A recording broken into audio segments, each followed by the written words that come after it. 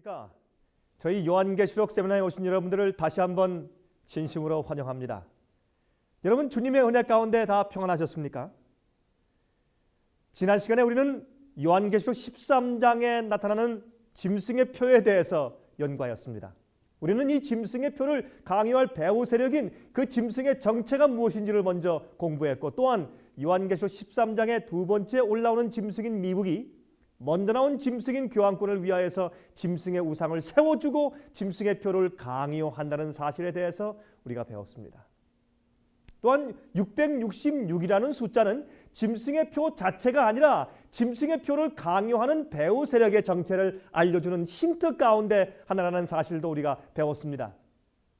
여러분, 오늘날 이 짐승의 표에 대한 여러 가지 많은 해석들이 분분하지요. 그 이유는 짐승의 정체와 그 표에 대한 예언의 흐름과 그 배경 자체는 무시하고 666이라는 숫자와 마지막 환란에만 집중하여 해석하기 때문에 그렇습니다. 여러분, 짐승의 표를 알기 전에 먼저 성경의 예언 자체를 합리적으로 그 문맥의 내용 그대로 먼저 풀어야 하는 것입니다. 성경 자체가 성경 예언을 해석하게 만들어야 된다, 그 말입니다. 지난 시간에 말씀드린 대로 요한계시록 13장의 예언은 첫 번째 나온 짐승인 바티칸의 세력과 두 번째로 올라온 세력인 누구요? 미국이 협력하여서 하나님의 참된 교회를, 다시 말해서 참된 신자들을 핍박할 것이라는 것을 말씀을 드렸습니다. 그런데 이 짐승의 우상을 세워주는 세력이 바로 새끼 양 같은 짐승인 누구라고요? 미국이라고 우리가 배웠습니다. 이 미국이 우상을 세우고 사람들로 절하게 만든다, 그 말입니다. 이것은 실제 신상을 세우고 절하게 한다는 것은 아닙니다. 여러분, 그렇게 실제 신상을 크게 세워놓고 절하게 하면 누가 믿겠습니까? 다 미쳤다고 하지 않겠습니까? 물론 그렇게 해도 따르는 자들이 있기는 할 것입니다. 왜냐하면 무엇을 요구하든지 간에 무조건 따르는 자들이 항상 있으니까요. 그렇지만 대다수는 웃을 것입니다. 말도 안 된다고 할 것입니다. 그러므로 이 우상은 상징적인 표현입니다. 사람들이 어떤 물체는 섬기지 않지만 사람들은 사실은 마음 가운데 섬기고 있는 것입니다. 여러분들, 사람들이 배우들을 따르고 있죠. 정치가들을 따르고 있죠. 가수들을 섬기고 있죠. 운동 선수들을 사실은 섬기고 있는 것입니다. 우상처럼 인간들을 섬기고 숭배하고 있다, 그 말입니다. 또한 어떤 교회나 정치 세력의 사상을 따라가며 숭배하고 있는 것입니다. 그러면 요한계시록 13장이 말하고 있는 우상이란 도대체 무슨 뜻일까요? 영어로 이미지입니다. 이미지는 뭡니까? 형상의 형상. 그 원래 원본의 복사품이라 말입니다. 여러분, 여기에 지금 제가 이 사슴의 형상을 좀 가져왔습니다. 이게 사슴의 이미지죠? 여러분, 사슴 좋아하십니까? 제가 사는 그 지역엔 사슴이 많이 삽니다. 그러니까 제가 운전할 때 새벽과 밤에 사슴을 많이 만나게 되는데, 여러분, 이 사슴 사실 노루죠, 노루. 이 노루가 앉아있는 형상이 있습니다. 이것은 진짜가 아닙니다. 이것은 노루, 사슴의 모습이죠. 진짜 사슴이 아닙니다. 사슴의 형상이죠. 그래서 이것을 사실 한국말로 사슴의 우상이라고 표현할 수 있는 것입니다. 다시 말해서 사슴의 이미지입니다. 사슴의 형상이에요. 여러분, 성경은 짐승의 우상을 세우라고 말합니다. 그 짐승의 우상은 사실은 짐승의 형상, 짐승의 모습의 복사품, 카피란 말입니다. 여러분, 그 짐승의 정체는 우리가 배웠듯이 교황권입니다. 그러면 교황권의 형상이란 말입니다. 교황권의 모습을 닮은 복사품이란 말입니다. 그것이 짐승의 우상이라는 뜻입니다, 여러분. 여러분, 짐승의 우상은 사실상의 짐승의 모습을 닮은 짐승의 형상이라는 뜻입니다. 여러분, 요한계시록 13장 14절에 말씀했습니다. 칼에 상하였다가 살아난 짐승을 위하여 우상을 만들라 하더라 그랬습니다. 또한 15절에 말씀했습니다. 저가 권세를 받아 그 짐승의 우상에게 생기를 주어 그 짐승의 우상으로 말하게 하고 또 짐승의 우상에게 경배하지 아니하는 자는 몇이든지 다 죽이게 하더라 그랬습니다. 다시 말하자면 죽었던 상처를 받았던 교황권의 세력을 부활시키기 위하여 생기를 준다는 것입니다.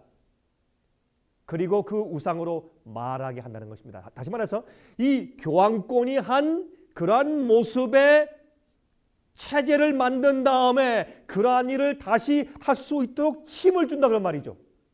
이것은 같은 장 요한계시록 13장 5절의 내용과 일치하는 표현입니다.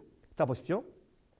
요한계시록 13장 5절입니다. 또 짐승이 큰 말과 참남된 말하는 입을 받고 또 42달 일할 권세를 받으니라 그랬습니다.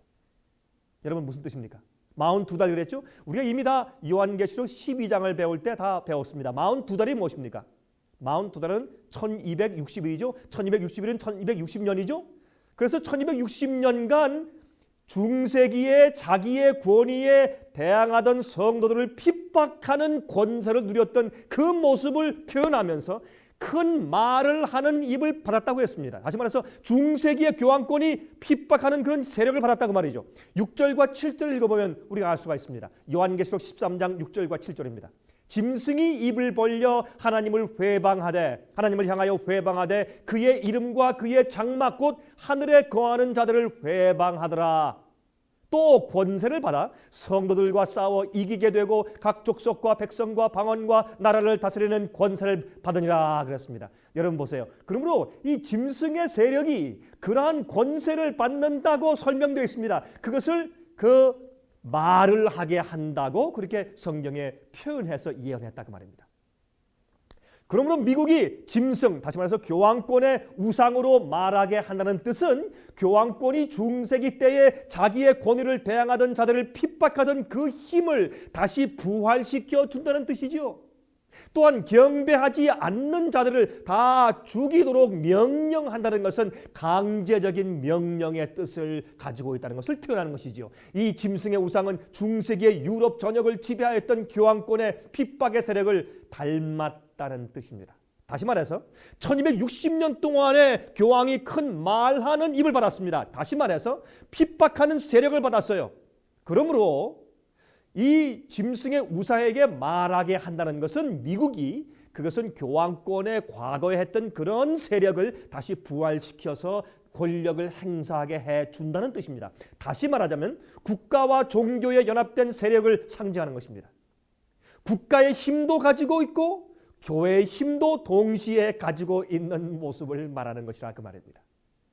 여러분 국가와 교회가 연합한 세력은 자기들의 가르침대로 따르지 않는 자들을 종교적으로 핍박할 수 있는 권세를 가지게 되기 때문에 그렇습니다. 여러분 정치와 종교가 합치면 좋은 것 같죠? 아닙니다.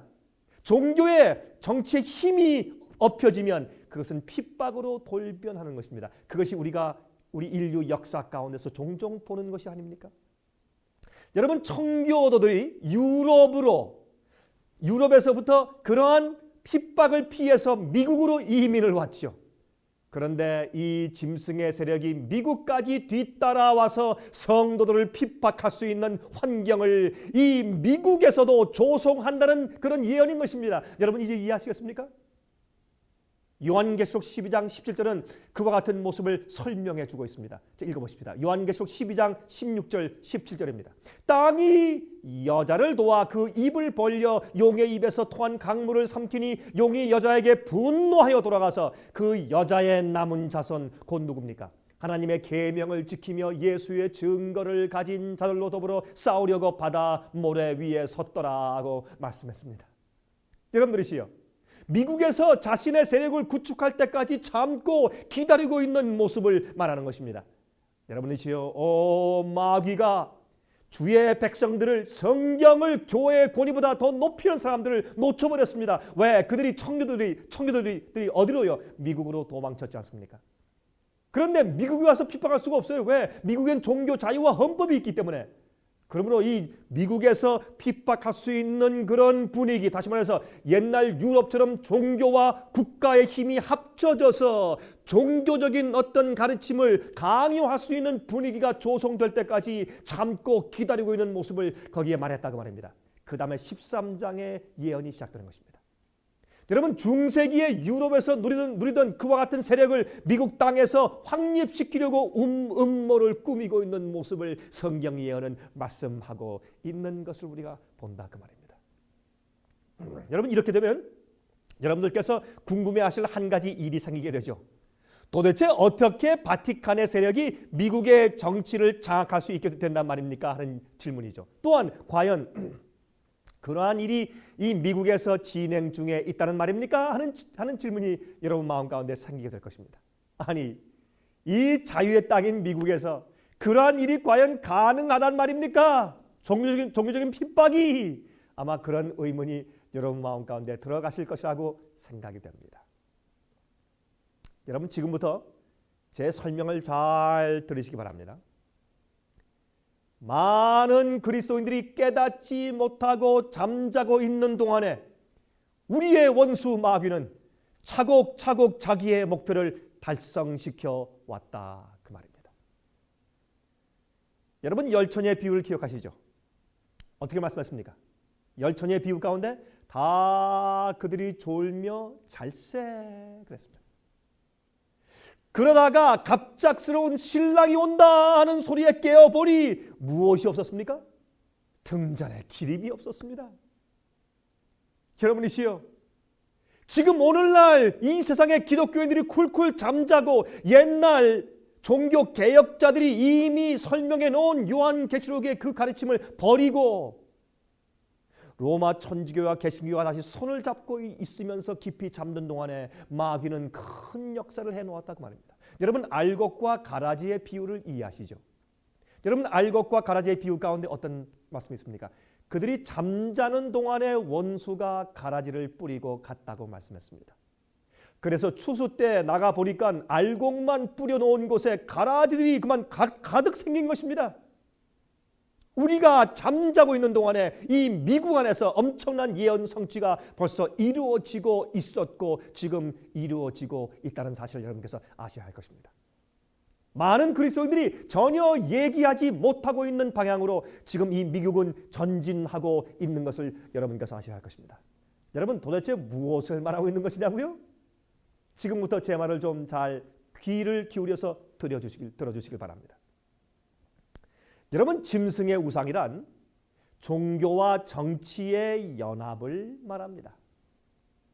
짐승의 우상은 종교와 정치의 연합을 말합니다. 그것이 짐승이 중세기 동안에 했던 일이기 때문에 그렇습니다. 여러분 중세기의 종교 암흑시대 교황권이 로마 정부의 권력과 손을 잡고 성경의 권위를 높이는 그리스도인들을 핍박했던 것처럼 미국의 개신교회가 정부의 정치 세력을 뒤에 업고 중세기의 교황이 행했던 핍박의 모습을 재현할 것이라는 예언이 바로 짐승의 우상을 세우라고 하는 요한계시록 13장의 예언이라 그 말입니다. 얼마나 합리적입니까? 성경 예언은 이렇게 풀어야 할 것입니다. 그래서 그 짐승을 위한 그 우상을 세우라고 말했습니다. 여러분 짐승을 위한 그 우상은 무엇이라고요? 그 형상이라고요. 그 닮은 모습이라고 설명을 드렸죠. 그것은 무엇입니까? 종교적인 핍박을 의미한다고 말씀드렸습니다. 제가 조금 전에 여러분 사슴을 보여드렸죠. 이 사슴의 이 모습은 사슴의 원래 사슴이 아니지만 사슴의 형상입니다. 사슴의 우상이에요. Image of deer이에요. 여러분 그렇죠? 그러면 Image of the beast입니다. 짐승의 우상은 마치 the image of the deer, 이 사슴의 형상이라고 말하는 것과 꼭 같다 그 말입니다. 다시 말해서 옛날 교황권이 한 종교적인 핍박을 말하는 것입니다. 어떻게 하면 핍박이 됐습니까? 종교와 정치가 합쳐 있었으니까 당시에. 그러므로 미국이 먼저 나온 짐승을 위하여서 우상을 세우라고 말했습니다. 이 미국에서 종교적인 핍박을 감행하려면 먼저 그 종교와 정치의 연합을 이루어야 하는 것입니다. 그것은 정치적인 변화를 말하는 것입니다. 여러분 이것은 눈에 드러나게 이루어지는 것이 아닙니다. 일반 대중들이 알아차리지 못하게 은밀히 진행 중에 있었다 그 말입니다. 우리가 잠자는 동안에 성경 예언을 그리스도인들이 이해하지 못하고 덮어둔 동안에 차곡차곡 이 예언은 성취되어 갔습니다. 여러분 미국의 개신교주의는 종교 자유를 보장하는 기반에서 시작하였습니다. 그러므로 종교가 정치와 연합하여서 종교적 핍박을 가하는 것은 현실적으로 매우 어렵게 보이는 상태에 있습니다. 하지만 요즘에 종교의 자유를 부르짖던 미국의 역사적인 개신교회가 정치적 개신교회 주의로 바뀌어 가고 있는 증거들이 나타나고 있는 것을 우리가 보고 있는데, 이것은 정말 놀라운 일이 아닐 수가 없는 것입니다. 여러분, 마귀는 이 짐승의 우상을 세우는 방법으로 다음과 같은 두 가지 방법을 사용하고 있습니다. 여러분, 제 얘기를 잘 들어보십시오. 여러분, 이런 시사적인 이야기들은 여러분들이 잘 이해하시기 어려울지 모르지만 잘 좀 귀를 기울이세요. 마귀가 두 가지 방법을 사용하고 있는데, 첫 번째로 종교연합운동입니다. 다시 말해서 개신교회와 로마 천주교회, 그 교황권의 연합운동은 이미 오래전부터 추진되어 왔고 지금 잘 진행되고 있습니다. 여러분, 1979년도 10월 8일자 워싱턴 포스트지 신문은 다음과 같이 말했습니다. 교황권의 요구에 따라 200여 종파의 개신교회 지도자들은 각기 다른 전통을 가지고 분리되어 있는 그리스도인들 사이의 장벽을 무너뜨리기 위하여 진행되고 있는 프로그램에서 교황과 함께 기도하고자 트리니티 대학의 예배실에 모였다. 국제교회 협의회의 총무인 클레이너 랜덜스는 거기서 교황이 개신교인들과 함께 칼빈파의 찬미가와 찰스 웨슬레의 찬미를 부르고 있는 것을 볼 때 감동받지 않을 수 없었다고 말하였다. 그는 또한 이 사실은 우리가 얼마나 가까워졌는지를 잘 보여주는 증거이다 라고 말하였다라고 기록했습니다. 얼마나 놀라운 일입니까? 여러분, 있을 수 없는 일이 서서히 진행되어 오고 있었지 않습니까? 그리스도인들이 예언의 그 사실을 모르고 잠자고 있는 동안에 말이죠.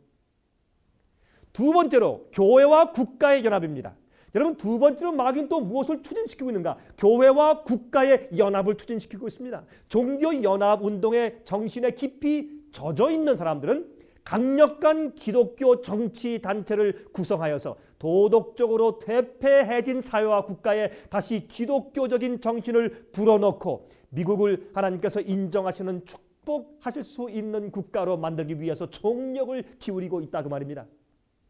여러분, 이러한 목적을 성취하기 위해서는 종교적 성향을 띤 법안을 입법화하거나 국회에서 그런 법을 만들거나 교회와 정치에 대한 분리의 벽을 허물어뜨릴 수 있는 헌법의 재해석이 반드시 이루어져야만 된다 그 말입니다. 여러분 생각해 보세요.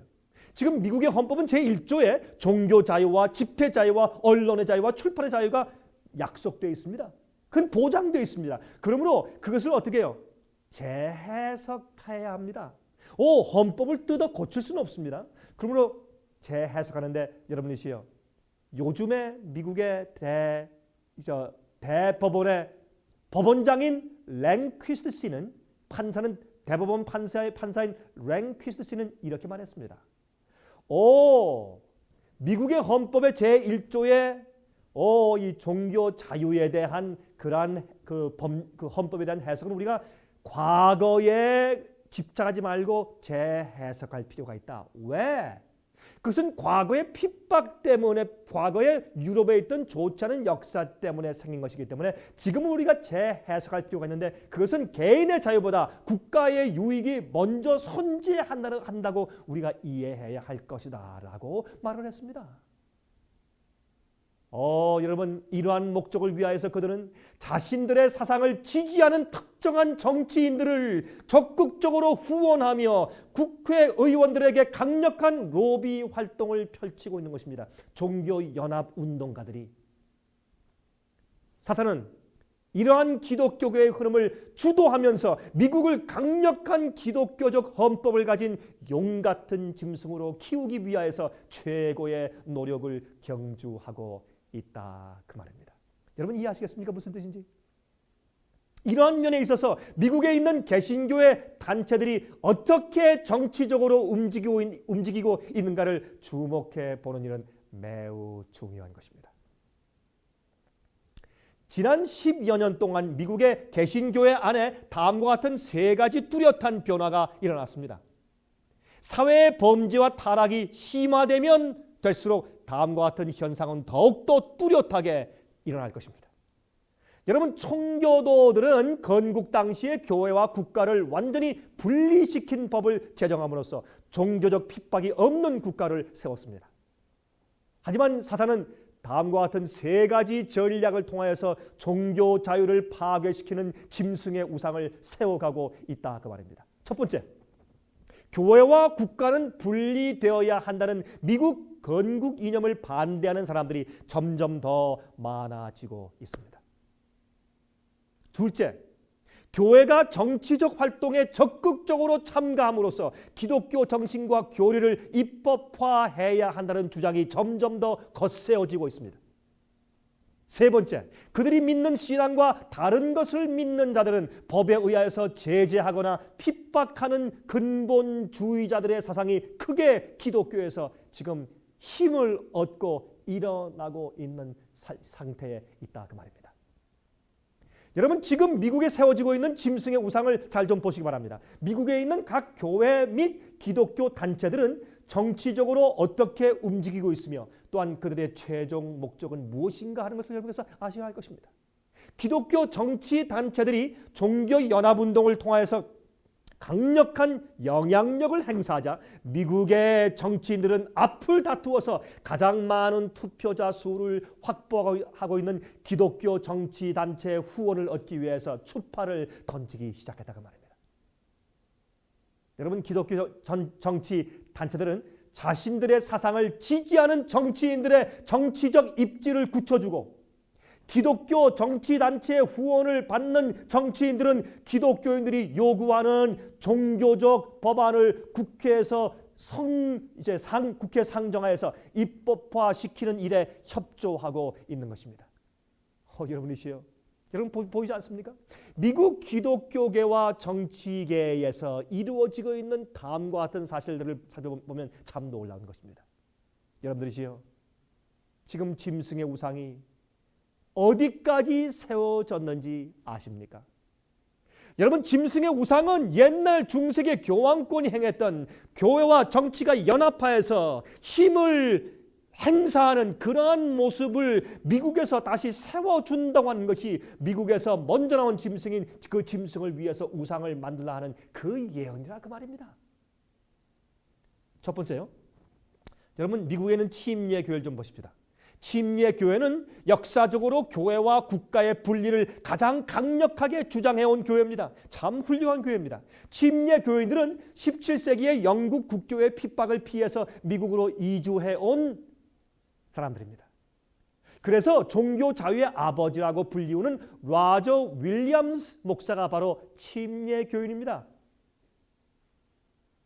여러분, 그런데 1960년도에 천주교 신자로서 여러분, 대통령 선거에 입후보했던 케네디 대통령에게, 여러분, 그 당시 존 케네디는 천주교인이었죠.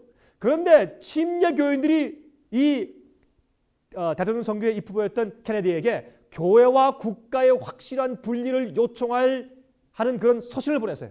그렇게 할 때까지 침례교인들은 종교의 자유에 대한 열성을 가지고 있었습니다. 그러나 지난 20년 동안 침례교회는 많이 변화되었습니다. 다른 교파도 마찬가지지만 특별히 이 종교 자유의 이런 국가와 종교의 분리를 주장했던 교회에 많은 변화가 생겼다고 말입니다. 남침례교회 중에서 가장 많은 교인을 갖고 있는 텍사스주의 댈러스의 First Baptist Church의 목사였던 W.A. 크리스웰 목사는 교회와 국가의 분리에 관한 그의 의견을 다음과 같이 피력했습니다. 나는 교회와 국가의 분리라는 법조항은 이교도들이 상상으로 꾸며놓은 허구적인 것이라고 생각한다 그랬어요. 아니, 그러면 우리 미국의 이 조부들이 잘못 생각했단 말입니까? 오래전에 침례교 합동협의회 BJC라고 부르는 그런 기관이 만들어졌는데 이 협의회의 목적은 미국 법정에서 교회와 국가의 분리 원칙을 계속 고수하고 유지하려고 하는 것이었습니다.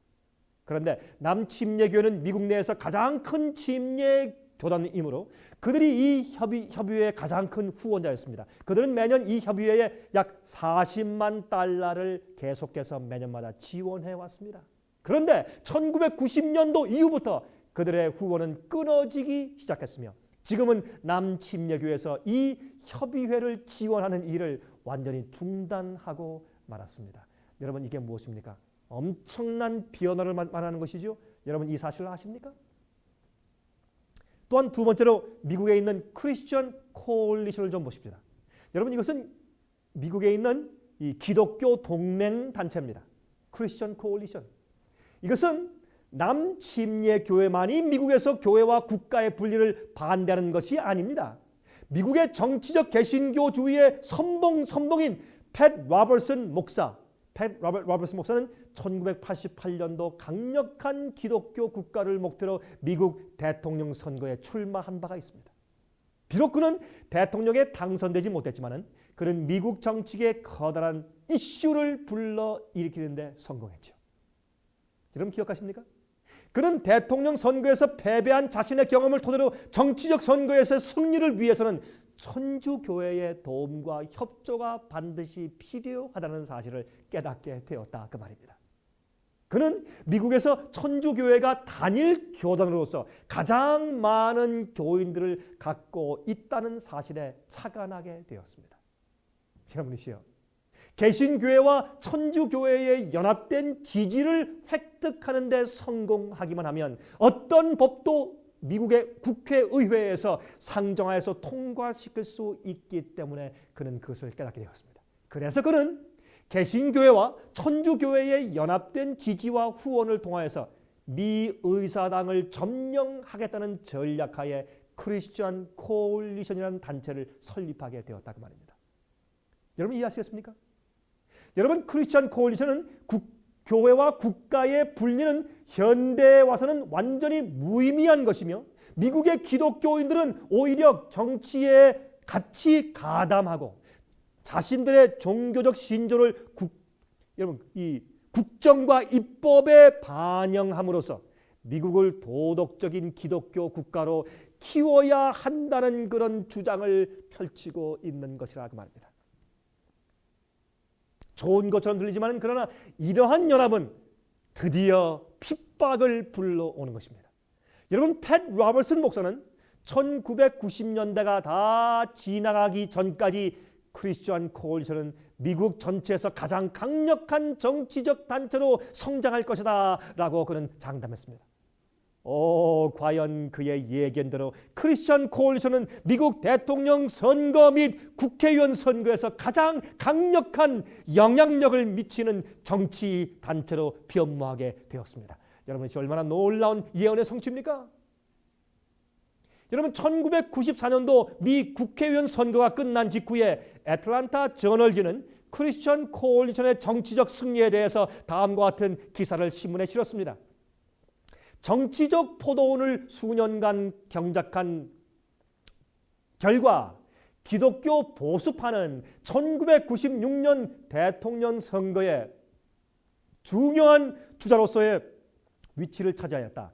크리스천 코올리션의 이념을 지지하는 후보자들이 국회와 각주 의회를 휩쓸었다라고 썼습니다.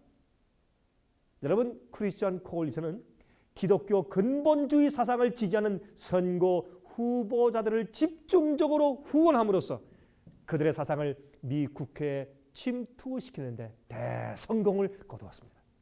예를 들어서 크리스천 코올리션은 캘리포니아의 샌디에고 지역 선거에서도 공립학교 행정위원과 지역협의회 등등의 가장 기본적인 행정 분야에 그들과 같은 사상을 갖고 있는 후보자들을 당선시킴으로써 그들의 정치적 세력을 완전히 확보하게 되었습니다. 놀라운 일입니다. 크리스천 코올리션의 행정위원장이었던 랄프 리드 박사는 샌디에고 같은 선거에 대해서 다음과 같이 말하였습니다. 이번 선거는 기독교인과 종교연합운동가들과 로마 천주교인들이 전국에서 행하려고 하는 의도를 보여준 좋은 신뢰입니다. 그렇게 말했어요. 여러분 그들의 노력은 아이오와 주에서도 성공하여서 아이오와 주 전국 공화당 의회에 보낸 48명의 대표들 중에서 43명이 크리스천 코올리션의 회원들이었습니다. 그런데 2000년도 1월에 아이러니컬하게도 개신교 정치단체 중에서 가장 강력한 영향력을 행사하고 있는 이 크리스천 코올리션의 행정위원장에 천주교회 신부가 임명되었습니다. 여러분 놀라운 일이죠. 여러분 지금 이 세상에 아니 미국에 어떤 일이 진행되고 있으며 어떻게 예언이 성취되고 있는지 여러분들은 아십니까? 여러분들은 이것을 종교라고 생각하십니까? 아니면 정치라고 생각을 하십니까? 여러분 크리스천 투데이 잡지는 크리스천 코올리션 모임에 대해서 다음과 같이 기록했습니다. 그들은 전국적으로 일어나고 있는 잘 조직된 새 세대의 정교한 정치적 기독교 선거 운동 대원들이다. 이들은 재치 있는 새로운 기술을 각 주와 지역 정치에 사용하고 있다라고 평했습니다. 여러분들이시여 주일날 예배를 끝마치고 나오는 교인들에게 어떤 특정 후보를 정치적인 후보를 지지하는 팜플렛을 나누어 주는 목사들과 교인들이야말로 크리스천 코올리션이 자랑하는 잘 훈련된 선거 운동원들인 것입니다. 여러분 그들의 선거운동은 전국적으로 막강한 영향력을 행사하고 있습니다. 이 기독교 정치단체들의 노력의 결과로 인해서 이제 미국 국회와 대법원에서 천주교인의 수는 최대 다수의 의석을 차지하게 되었습니다. 자, 그러면 기독교 근본주의의 태동에 대해서 좀 말해보십시다. 여러분 미국 정치에 깊이 가담하고 있는 개신교 정치단체들은 어떤 의미에서 기독교 근본주의를 주장하고 있습니다. 아마 여러분들은 근본주의 기독교인들, 다시 말해서 Fundamental Christians가 무엇인가 아마 의아해하실 것입니다. 우리가 잘 알고 있는 이슬람 근본주의자들을 상상해보면 그게 무슨 뜻인지 아마 이해하시게 되실 것입니다. 여러분 이슬람 근본주의자가 누구십니까? 이슬람 근본주의자들은 Islamic Fundamentalist들은 자신들의 전통적인 문화와 종교적 신앙을 반대하는 자들을 대항하여서 강한 반발을 나타냅니다. 그들은 그들이 믿는 바를 정치적으로 성취시키기 위해서 어떤 수단이라도 사용하며 심지어는 테러까지도 감행하고 있지 않습니까? 그러면서도 그들은 자신들의 행동을 국가를 살리는 또 자기들의 종교를 살리는 일이라고 생각합니다. 또한 그들은 그들 자신들만이 옳고 그들을 반대하는 사람들은 다 틀렸다고 생각을 하는 것입니다. 그래서 그들의 수단이 그들의 목적을 위해서 하기 때문에 어떤 수단을 써도 다 정당화시키는 것입니다. 여러분 그들은 흔히 자유에 대해서 열변을 토하지만 자신들의 사상을 실현시키기 위해서 어떠한 폭력도 서슴지 않는 것입니다. 여러분들이시요, 이 크리스천 코올리션의 일하는 사람들도 사실은 이 기독교 근본주의 사상들을 가지고 있다 그 말입니다. 여러분 무슨 뜻인지 이해되시죠 이제? 이 크리스천 코올리션의 행정위원장인 키스 포니의 신부가 1992년도에 Road to Victory 2라는 모임에서 이렇게 말했습니다. 당신은 옳지 않는 일을 행할 권리가 없다. 우리들이 갖고 있는 사상을 반대하는 자들은 파시스트들이다. 그렇게 말했어요. 아니 옳지 않은 일을 할 권리가 없다고요? 아니요. 하나님께서 잘못하는 사람들 그 자리에서 즉시로 벌을 주시고 불을 내리십니까? 아니죠. 종교는 강력하게 여러분 강요해서 생기는 것이 아닙니다. 거듭남으로 가능하죠. 성령의 역사로 가능하죠. 하나님은 강요하지 않으시죠. 팻 로버츠 목사는 크리스천 코올리션을 위한 후원금을 모집하면서 다음과 같이 글을 썼습니다. 여기는 우리들의 나라이다. 당신은 더 이상 이 나라를 우리들로부터 빼앗아갈 수가 없다. 정말로 놀라운 말이 아닙니까? 누가 미국을 크리스천 코올리션과 팻 로버츠 목사에게 주었단 말입니까? 도대체 왜 그는 미국이 모든 국민의 것이 아니고 크리스천 코올리션의 것이 되어야 한다고 주장할까요? 개신교회의 정치 단체들 저변에 흐르는 이러한 사상들은 미국에서도 가혹한 종교적 핍박이 가능할 수 있는 길을 열어놓고 있는 것입니다. 기독교 근본주의자들의 사상은 미국이 성경의 율법으로 다스려져야 된다고 주장하고 있습니다. 그러나 그것은 거듭남으로 되어야 합니다. 성령으로 되어야 합니다. 정치적인 헌법으로는 불가능한 것입니다. 정치적인 헌법으로는 핍박이 되는 것입니다. 여러분, 정치적인 무력으로 할 수 없는 것입니다. 그러면 핍박이 생기는 것입니까요? 여러분, 기독교 재건주의자들에 대해서 좀 생각해 보십시다. 기독교의 재건주의자들. 이것은 R.J. 러쉬두미 목사의 지도 아래에 있는 기독교 재건주의자들인데, 그것은 Christian Reconstructionist라는 그런 명칭을 가지고 있습니다.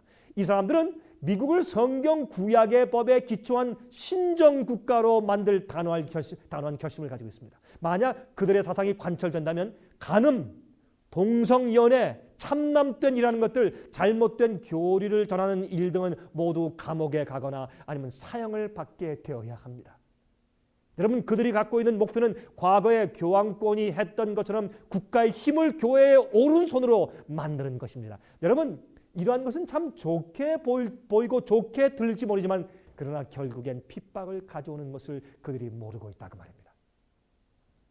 1982년도 제이 그림스틸 씨는 Coalition Revival, COR이라는 기독교 조직을 발족했습니다. COR의 목표는 구약시대의 법을 기초로 기독교를 국교로 만드는 것이 그들의 목표입니다. COR은 크리스천 코올리션과 신학적으로 조금 다른 국면을 갖고 있습니다. 하지만 COR의 창립자 제이 그림 스미스 씨는 팻 로버슨 목사가 주도하는 700인 클럽, 700 클럽에서 주최하는 세미나에 자주 초대받고 있으며 팻 로버슨 목사가 설립한 리전트 대학의 여러 교수들도 기독교 재건주의자들의 사상에 대해서 동의를 표시하고 있는 것입니다. 그 이유는 그들이 비록 다른 점이 있지만은 그들이 지향하고 있는 방향에 공통점이 있기 때문에 그렇습니다. 여러분, 또 미국의 유명한 Promise Keepers, 약속을 지키는 사람들이라는 그런 뜻으로 설립된 단체가 있죠. 이 단체는 성령 은사의 체험과 가정의 재확립을 중요시시키는 그런 단체로서 그들의 영향력은 지금 현재 아주 신속하게 미국에 퍼져 나가고 있습니다.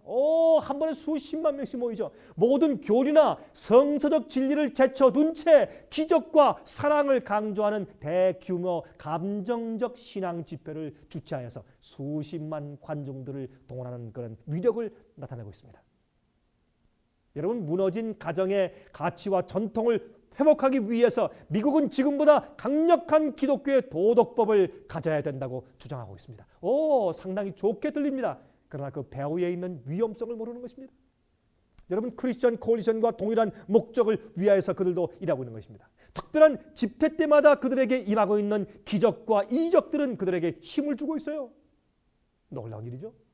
또한 주일 성수로 모아지고 있는 기독교 정치 단체들의 운동을 좀 지켜보십시오.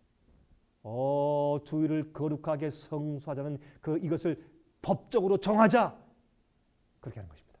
여러분, 기독교를 미국의 국교로 만들어 사회적으로 강요하겠다는 노력은 현재 미국 각지에서 강력히 진행 중입니다. 여러분, 1999년 10월 21일자 FRC, 다시 말해서 Family Research Council이라고 부르는 기독교 단체와 이를 지지하는 국회의원들은 십계명을 공공사무실에 붙이는 캠페인을 하기로 결정했습니다. FRC는 1983년에 발족된 기관으로서 제임스 답슨, 여러분 Focus on the Family 아시죠?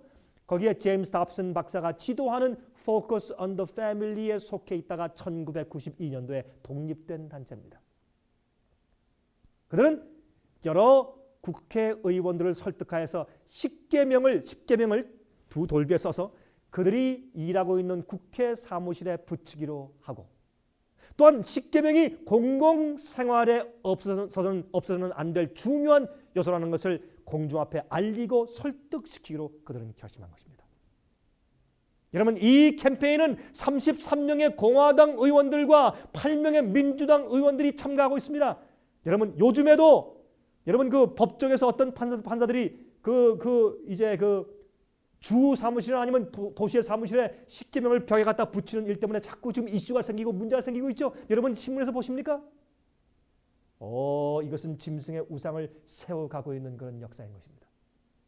사회의 타락과 부패와 범죄가 심화되면 될수록 또한 경제가 어려워지고 천연재해가 앞으로 심해지면 질수록 미국 기독교 정치단체들이 이러한 펼쳐지는 주장들은 점점 더 강력한 설득력을 가지고 미국인들의 지지를 받게 될 것입니다.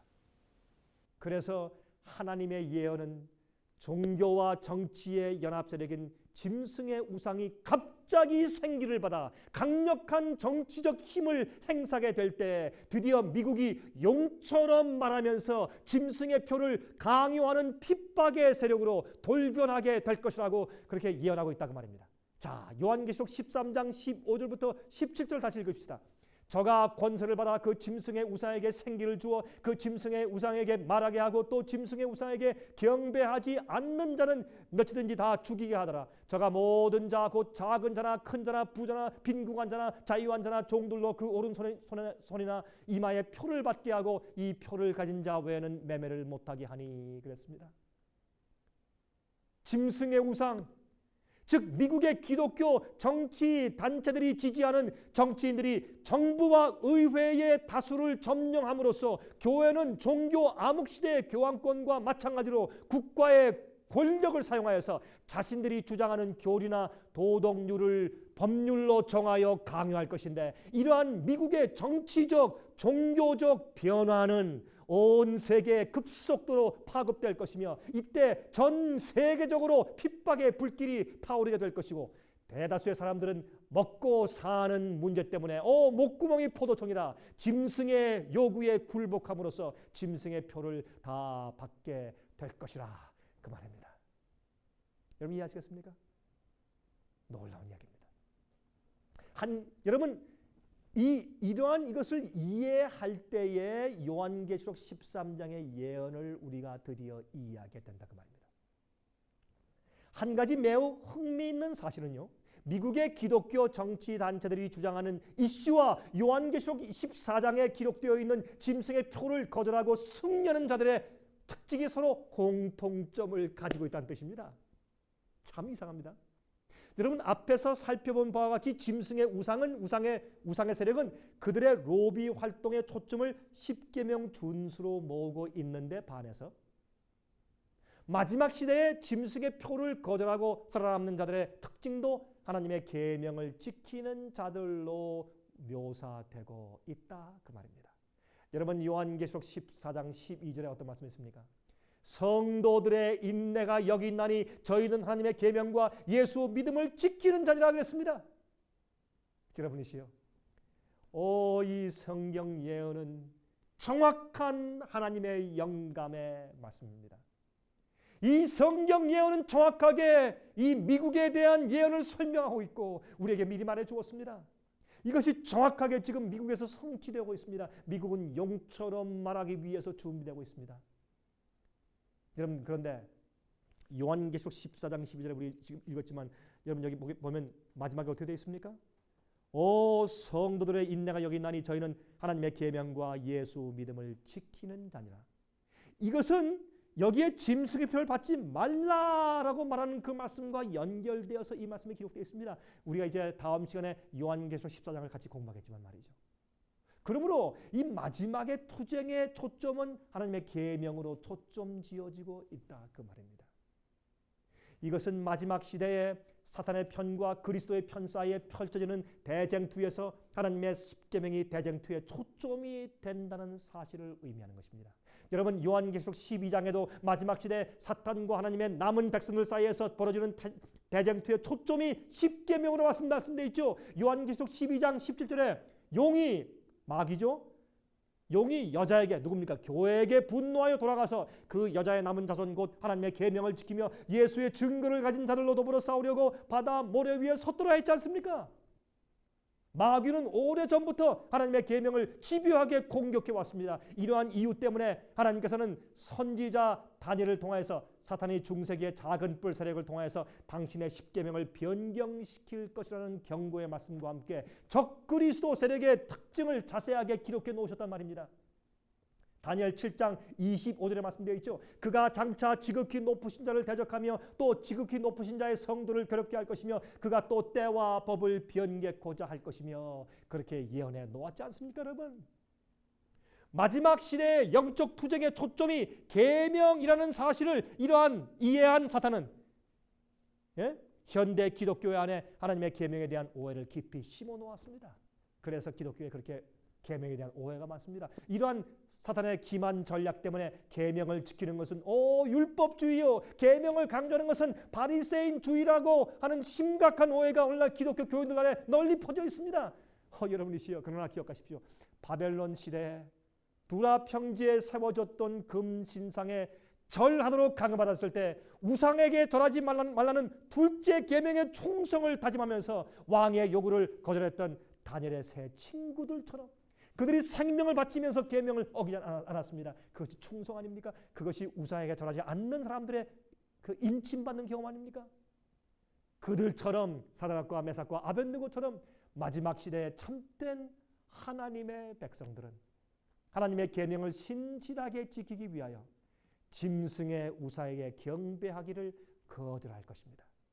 이것이 짐승의 우상이라는 표현을 쓰게 된 이유입니다. 짐승의 우상을 세우라, 거기 절하게 한다, 절하지 않으면 죽이게 한다. 그것은 다니엘 3장에 있는 바로 느부갓네살 왕이 신상을 세우고 절하게 하고 절하지 않는 자는 다 풀무불에 잡아 쳐넣는 그러한 그 사건을 가지고 예언해서 표현한 것이 요한계시록 13장에 우상을 세우고 우상에게 경배하지 않는 자는 다 죽이게 한다는 바로 그러한 예언이 거기에서 비롯된 것입니다. 여러분들이시여, 하나님의 계명과 짐승의 표는 어떤 관계가 있길래 그렇습니까? 요한계시록은 짐승의 표를 거절하고 승리하는 참 하나님의 백성들의 특징을 가리켜서 하나님의 계명을 지키는 자들이라고 말하고 있지 않습니까, 여러분? 참 놀라운 얘기죠. 여러분, 최근 제임스 답슨 박사와 Focus on the Family의 제임스 답슨 박사와 척 콜슨, 미국의 프리즌 미니스트리의 책임자인 척 콜슨 목사 두 분이 미국의 현재 기독교에서 굉장히 유수하고 명성 있는 두 분이죠. 그 두 지도자가 교황과의 협의를 했습니다. 요한 바오로 2세를 찾아가서 협의를 했습니다. 현재 미국이 정치와 종교를 합치기 위한 전략을 지금 행하고 있다고 말입니다. 왜? 그들이 지금 이 개신교 목사들이 미국에서 이 헌법의 해석을 바꾸기 위해서 그들이 하고 있는 그 일에 천주교와 힘을 합쳐야 되기 때문에 그들은 하고 있습니다. 이런 일을 하기 위해서 미국에서 전략적으로 세 가지 일을 추진 중인데, 그것은 첫 번째, 미국에는 개신교인들이 지금 하고 있는 것입니다. 정치적으로 종교 운동가들이 정치적인 일을 지금 하고 있는 것입니다. 그들의 지금 그 목적을 이룩하기 위해서 첫 번째, 연방 세금으로, 페더럴 텍스죠. 연방 세금으로 기독교회 학교를, 특별히 parochial school, 천주교회 학교를 도와주는 일을 법적으로 통과시켜서 하고 있습니다. 그러면 어떻게 됩니까? 정치와 종교가 합쳐지는 그런 길을 놓게 되죠. 두 번째, 낙태 금지입니다. 어보이션을 막는 것입니다. 그것은 누굴 위해서요? 여러분, 낙태를 막는 것은 어떤 의미에서 그것은 종교법입니다. 그건 정치법이 아니에요. 특별히 로마 천주교에서 금지하는 것이지요. 그 일을 함으로써 종교와 정치를 합치려고 지금 길을 놓고 있습니다. 세 번째 무엇입니까? 공립학교에서 기도회를 하는 것입니다. 여러분이 9.11 사태, 테러 사태 이후에 미국에 있는 공립학교에서 기도하는 일이 지금 풍성하게 벌어지고 있습니다. 이것은 미국의 헌법으로 불법입니다. 공립학교에서 기독교의 기도를 할 수 없는 것입니다. 그런데 기독교인들이 모여서 기도하고 있습니다. 공립학교에 세워진 그 깃대 앞에 모여서 다 기도하고 있습니다. 이렇게 공립학교에서 기도 운동을 하면서 이 일을 벌이고 있습니다. 이렇게 하면서 결국엔 미국이 개신교회가 짐승을 위해서 교황권의 권위를 세워주게 되는 우상을 세우게 됩니다. 교황권은 계명을 변경시키는 권한이 있다고 했습니다. 그러므로 교황이 계명을 변경시킬 수 있는 권한이 있다고 인정해 주는 것입니다. 그의 권한을 인정해 주는 것이 짐승의 표입니다. 그것을 인정해 주는 일을 개신교회가 해오고 있습니다. 개신교회 유능한 목사들이 교황에게 찬사를 보내고 있지 않습니까? 이 자세한 말씀을 제가 다음 시간에 더 말씀드리겠습니다. 요한계시록 13장에 있는 하나님의 일을 말씀드리면서, 여러분, 유명한 빌리 그레암 목사가 말했습니다. 교황은 세상에서 가장 훌륭한 도덕적인 지도자라고 말이 되는 얘기입니까, 여러분? 다음 시간에 요한계시록 14장을 연구하면서 짐승의 표의 반대인 하나님의 인에 대해서 여러분 이해하시게 되실 것입니다. 그때 짐승의 표가 실제적으로 어떤 투쟁 조건에서 어떻게 이루어지게 될지 여러분께서 이해하시게 되실 것입니다. 제가 다음 시간 다시 뵙겠습니다. 그동안까지 주님의 은혜가 여러분 가정에 풍성하시길 바랍니다. 안녕히 계십시오.